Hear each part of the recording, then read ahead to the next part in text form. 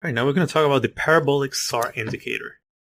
We go into our tabs, indicator tabs.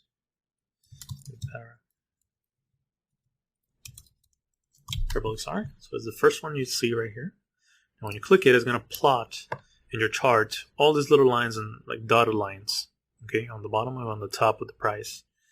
Now, what this is an indicator that's used to determine the price action of an asset, as well as draw attention to when the price direction is changing. Sometimes it's known also as the stop and reversal system.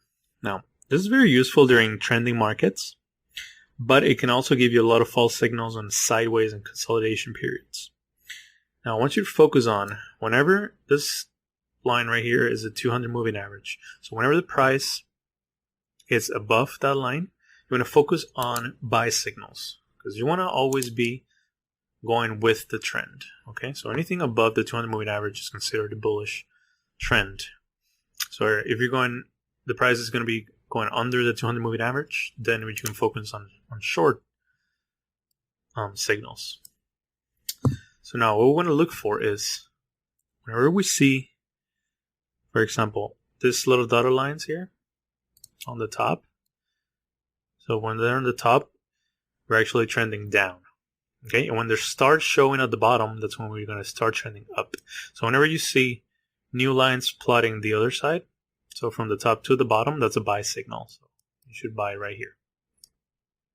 And then when the new dotted lines started coming from the top, that's what's going to give you a sell signal. Okay, because there's a change in the trend.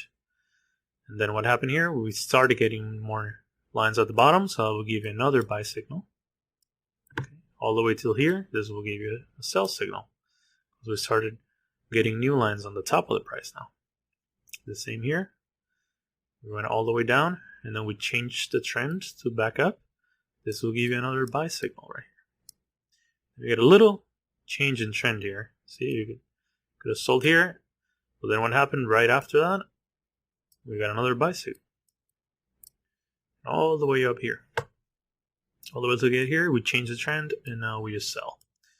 Okay, so we keep focusing on the buys because we're over the 200 moving average. So you always want to keep focusing on the buys. Buy here, buy here, buy here, right?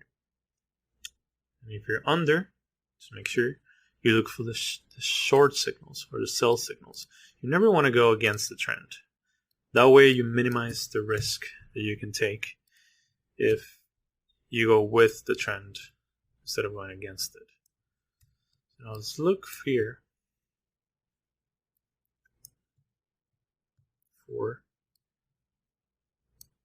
for example, this right here.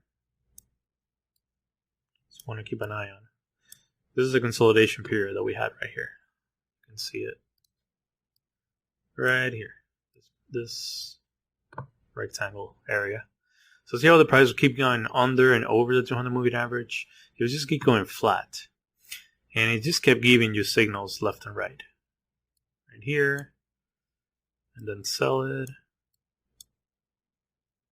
Once again, buy here, sell it right away here. You know. And buy here, just sell it again right there. So a lot more signals, which could be false, and you could be going in and out of trades like crazy. So that's what you want to keep an eye on. I wouldn't use this indicator much when there's a side,